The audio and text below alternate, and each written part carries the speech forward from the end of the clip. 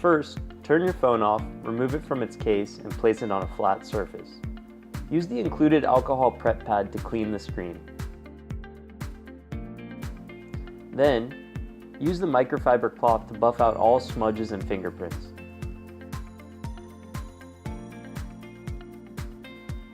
Next, use the non-adhesive blue sticker to remove any dust specks. During this step, be careful not to touch the screen with your fingers.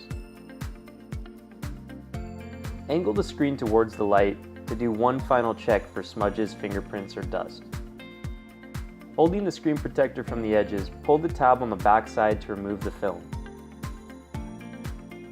Still holding from the edges, carefully align the screen protector.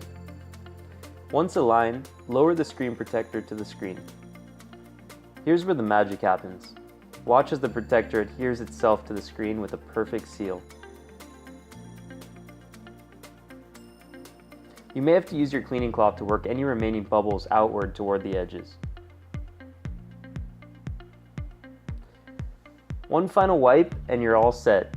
Seamless protection and a unique look in just a couple of minutes.